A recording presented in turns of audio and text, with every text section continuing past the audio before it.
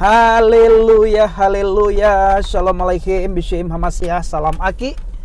Aku kabarkan Injil keselamatan. Bapak Ibu kasih Tuhan, ketemu lagi dengan saya Evangelis Avraham Effendi Usman. Bagaimana kabar saudara semuanya? Tentu luar biasa. Tanpa hari, tanpa melakukan penginjilan.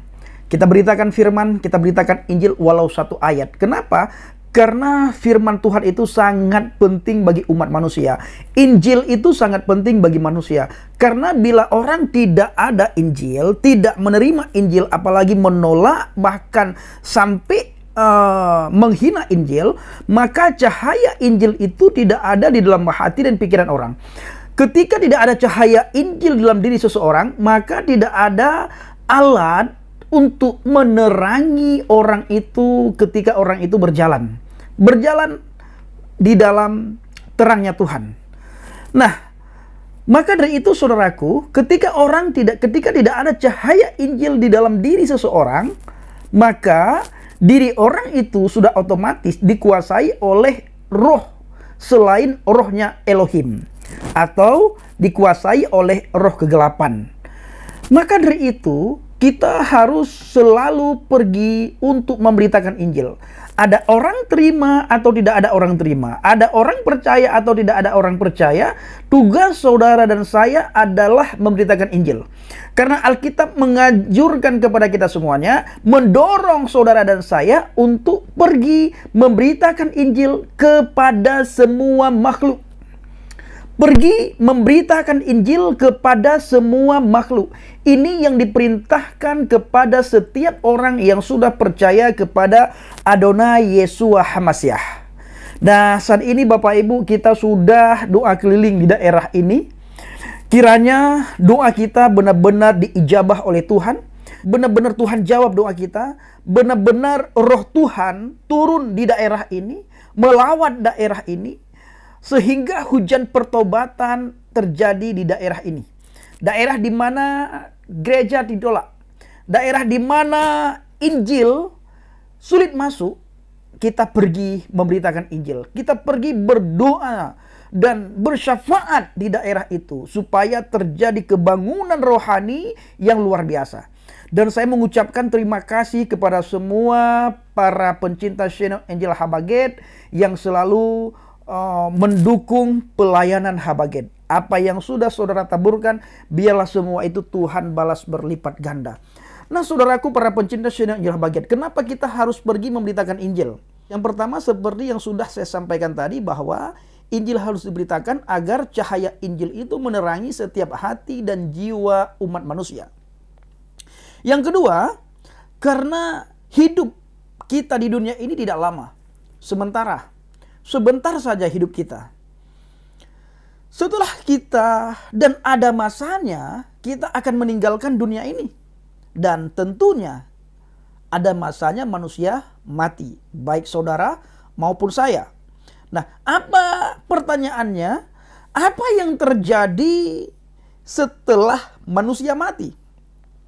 Apakah ada kehidupan lagi setelah kematian? Atau apakah kematian adalah akhir dari segalanya? Pertanyaan-pertanyaan ini sering terlintas dalam pikiran kita. Kelahiran dan kematian adalah satu paket takdir manusia. Lazimnya kelahiran dirayakan dengan penuh sukacita, sebaliknya kematian membawa duka cita yang mendalam. Jelas tidak seorang pun yang menanti-nantikan saat kematian, tetapi semua menanti-nantikan kelahiran seorang anak. Umumnya manusia enggan membicarakan perihal kematian, apalagi menghadapinya. Mengapa manusia harus mengalami kematian? Nah, saudaraku, para pencinta channel Injil Habaget, mengapa manusia harus mengalami kematian? Jawabannya, karena dosa. Apa yang telah terjadi setelah manusia mati? Dosa membuat manusia mengalami kematian secara jasmani, artinya terpisahnya jiwa dari tubuh, maupun rohani, terpisahnya jiwa dari Tuhan. Dalam kitab Roma 6 ayat 23, di situ ditulis dengan jelas, memberitahukan kepada kita bahwa kematian atau maut adalah upah atas segala dosa. Fakta ini dimulai sejak keberdosaan Adam dan Hawa. Sebelum berdosa, mereka kekal di Firdaus. Mereka enak tinggal di situ. Mereka hidup nyaman, aman, damai, tinggal di Firdaus. Dan setelah mereka berdosa, yaitu Adam dan Hawa, beserta anak cucunya mutlak mengalami kematian. Kematian rohani yang dialami manusia mengakibatkan terpisahnya hubungan antara jiwa manusia dengan Elohim Sang Pencipta. Dosa mengakibatkan manusia tidak dapat masuk ke surga tahta Elohim yang suci. Sesungguhnya kalau saudara melihat di dalam Al-Quran, di kitab yang saya imani dulu, Al-Quran surat 20 ayat 74, di situ dikatakan, sesungguhnya barang siapa datang kepada Tuhannya dalam keadaan berdosa, maka sesungguhnya baginya neraka jahanam. Nah, perhatikan baik-baik. Ya. Pertanyaan selanjutnya, Bapak Ibu para pencinta Shadow Angel Habaget, siapa berkuasa atas kematian? Manusia tidak dapat menyingkapkan seutuhnya misteri mengenai kematian. Dan apa yang pasti terjadi di balik tabir kematian itu? Suatu hari, Yeshua HaMasyiah berkata kepada para pengikutnya, kamu berasal dari bawah, aku dari atas. Kamu dari dunia ini, aku bukan dari dunia ini. Itu tertulis dengan jelas, saudaraku, di Injil Yohanes 8 ayat 23.